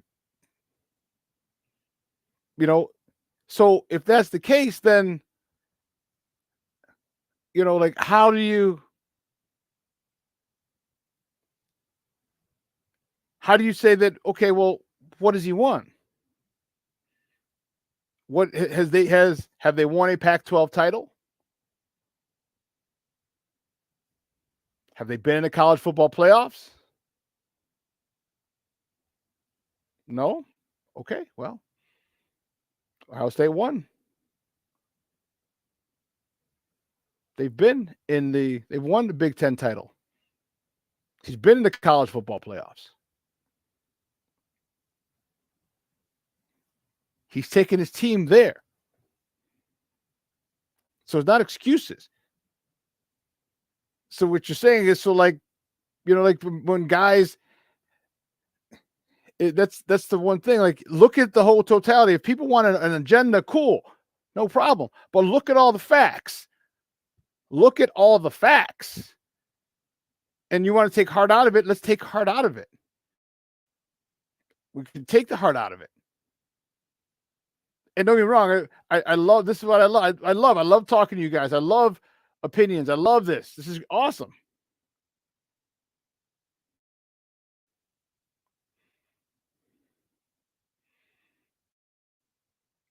Wait a minute.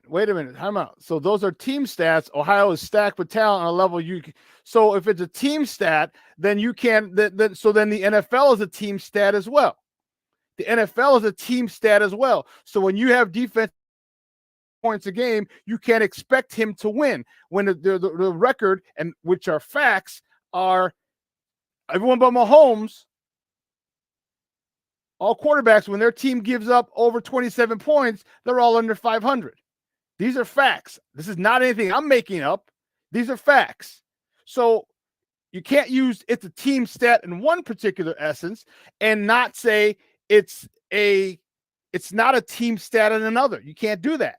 You can't move the goalpost. And because you guys are giving it to me today, we're going to find this, and I'm just going to show you what I mean. And believe me, if I didn't think Justin Fields was that good, I'd be like, no, he's good, but blah, blah, blah, whatever. And here it is. Here it is. I'll pull it up, and we'll show you, we'll talk to you about this. And you can't say, when you're talking about anticipatory throws and all this other stuff, I get what you're saying, but you can't just gloss over coaching or lack of. You can't do that, because that's kind of like everything. That's kind of like everything. And if you've coached, and Brandon, you're coaching now, I know you said you coach Lil Man, then you understand how important coaching is. You understand, like, you can't put a guy, take his confidence away. Here we go.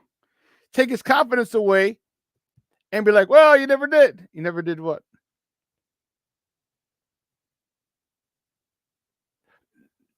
I'm not sure what you said. I never did. No, you're talking about team. No. Team. But when you're saying team sports, so that's what I mean. Like, if you're looking at, all right, cool. If you're looking at, if you have to say it's a team stat, then for every single person it has to go across the board. I'm not saying you in particular. I'm talking like a couple of you. So one might be for you. I'm just kind of mixing and matching. So here's the picture I wanted to show you. All right. So now, is this an excuse, or is this a fact because a lot of people love stats, especially a lot of younger guys love stats. So during the past 2 seasons, the Bears have averaged 27 and 26.9, so 27 points a game. In their 14-game losing streak, 33. Look at the record of all the people when their defense has given up 27 points, not 30 or 33. Look at Mahomes is the only one, and that's not even going into this year, so I don't even know. But Josh Allen, 4-11. Joe Burrow, 2-8. Trevor Lawrence, 1-13. Aaron Rodgers, Hall of Famer to be, 17-45. Look, we just go down it. Hurts, 6-11. Tua, 4-9. Cousins, Stafford, Lamar, Wilson, Herbert, Tom Brady, the GOAT, 23-42. Joe Montana, 9-23. Peyton Manning, 19-55. So what I'm saying is you can't put a lot or you can't put it all on Justin and get him somebody. And if you like, we can go through all these people and show you who their quarterback guy is. Who their quarterback guy is and why they're doing so well. You can even throw, what's his name in there now? CJ Stroud. Why? CJ Stroud has Bobby Slowick. Bobby Slowick is from the Mike Shanahan, Kyle Shanahan tree. And we know that those guys are very good at developing quarterbacks. That's what I'm saying.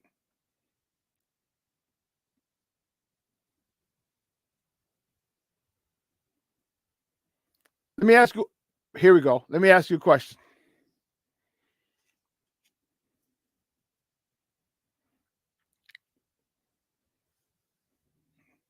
You have a son. You have a son who's 16 years old.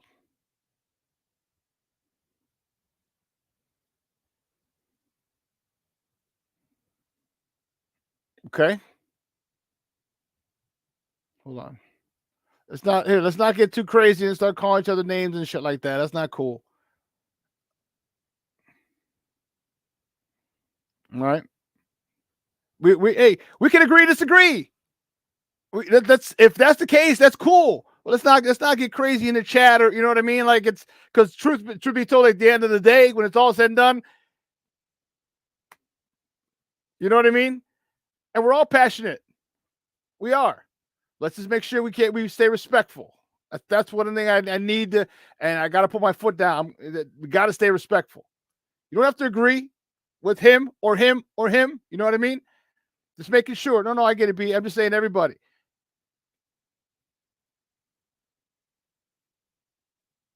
You know, if you have a son, 16 years old, learns to drive a car, okay?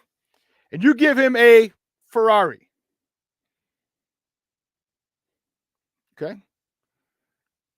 And she drives it. And you get behind the wheel of that same Ferrari. Is it going to be driven the same?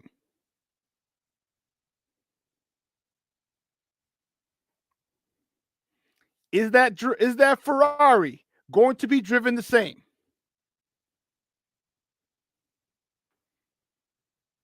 It has the same amount. It doesn't matter who's driving it. It still has the capacity to go 180, 200 miles an hour, doesn't it? Has the capacity to hug curves and turns, doesn't it? But who's going to drive that car?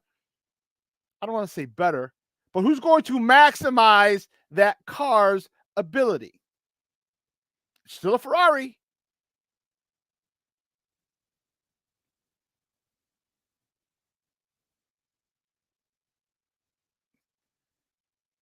When you get a guy, and there's reasons why your son doesn't know how to drive the car. He's a little scared. He's this. There's reasons.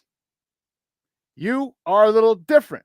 You push it. You know how to maximize that car. Because especially if it's stick shift. If it's stick shift, that's a whole other world. The kid might not even be able to start the car or get into first. But it's about maximizing. But if it's automatic, sure, there's going to be some things he does well. Oh, man, he got up kind of high. He got up kind of fast. He maybe hugged the curve a little with a little speed. But it needs to be driven properly. And that's the same thing with athletes.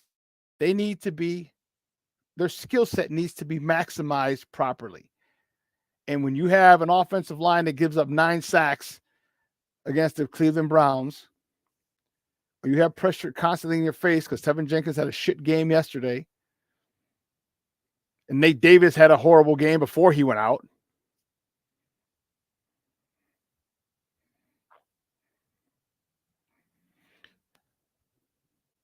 No, it's not dictated. Old car's performance is dictated by its driver. It's what the driver does to the car. What's in the car is the potential of that car. This is what this car can do. This is what Justin can do. Can this guy, can our 16-year-old son get the most out of that potential, out of what's there? No.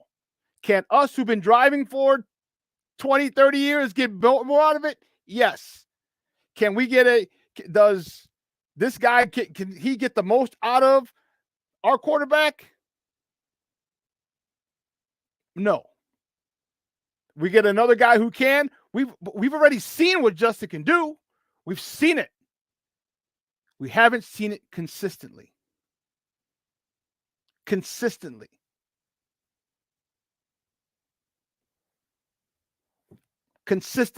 That's what I'm saying. Again, I agree. Let me say agree. I understand if the Bears go another route. I understand it. I understand if they get Harbaugh and he wants Caleb. I get it.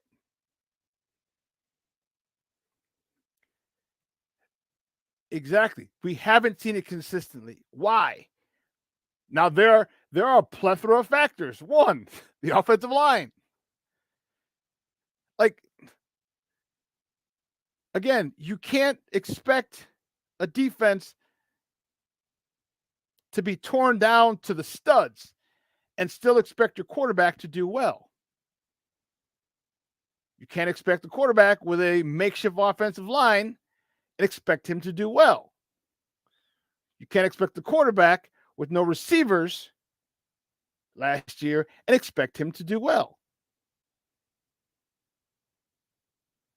That's what I'm saying.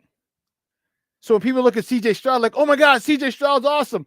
Listen, I am extremely happy for the young man. Extremely happy for him. I am one of his biggest supporters and advocates. I don't want to say supporters because you guys will jump on me. Oh, you're a CJ Stroud athletic supporter.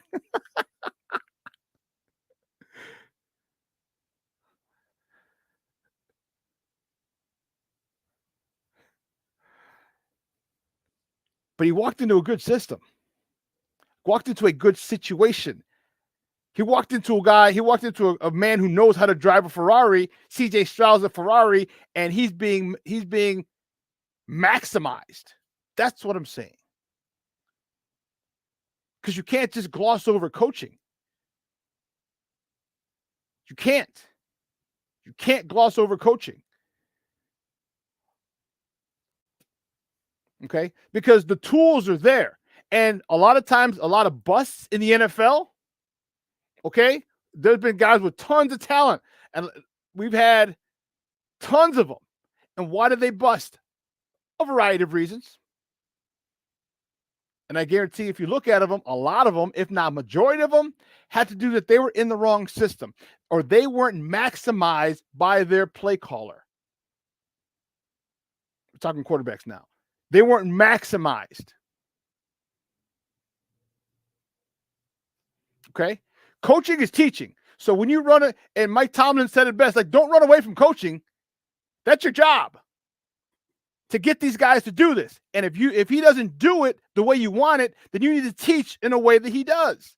And if Getsy doesn't want to teach, like, you know what you have in Justin Fields. You have one of the best athletes and best quarterbacks in the NFL. Now you just got to pull it out of him. You got to pull it out of him. How many times if you've been a coach, have you seen a kid like, oh my God, this guy's got everything? And some kids will do it. Some kids are easier to coach. Some people aren't. I don't feel Justin is a guy that's that's going to ignore coaching. All right, we're getting a little crazy here. Stop it. I don't know who you're talking with. Leo and Vaughn, come on, man. You guys gotta chill.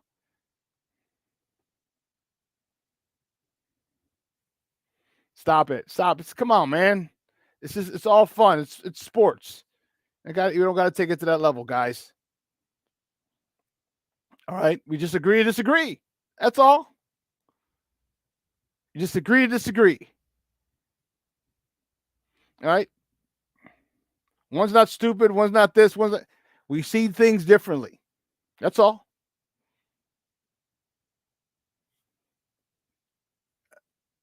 Getsy has to go. Yes. Yes. So let me ask you this. If Justin was in San Francisco, would San Francisco be more scary with Justin Fields there with Shanahan behind his back? Would you think Justin Fields would be better than he is now? If he was in San Francisco, would Justin Fields be better now than he is now? Do you, guys?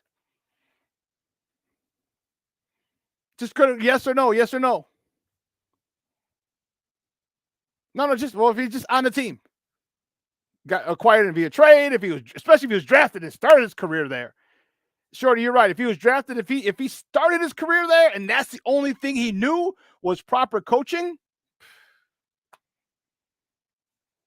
But what's the difference in San Francisco than here?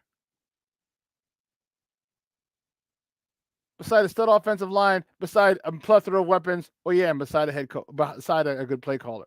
You see what I mean? And I'm not saying Caleb Williams is shit or he sucks and he's going to die. You know what I mean? I'm not saying any of that at all. All I'm saying is when you have something here, develop it. When you have something here,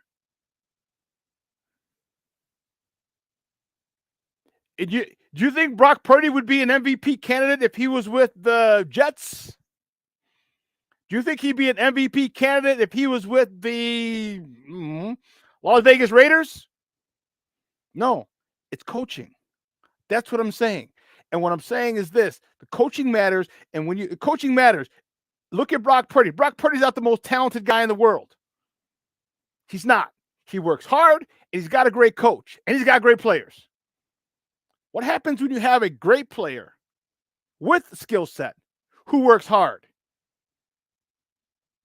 Because we all know Justin isn't a slacker. Justin is first in, last out.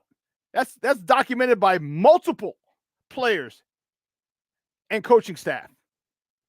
So this guy does the work. He just needs the proper guidance. And my thing is, don't give away this. Don't keep giving away good players. That's what the Bulls do. That's what my Bulls do. They keep giving away good players.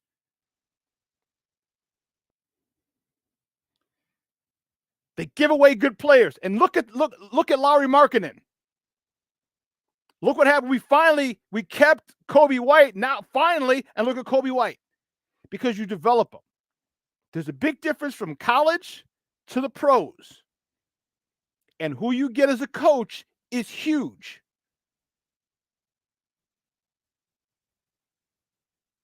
That's all.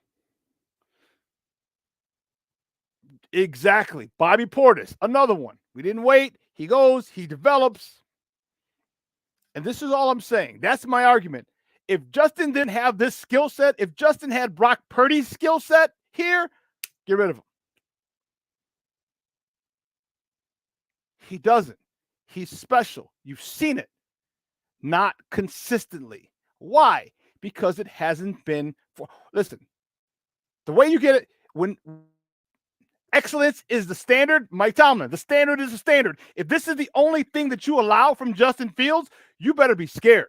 The NFL better be scared. But that's not what's being demanded from him. Good coaches demand things from you.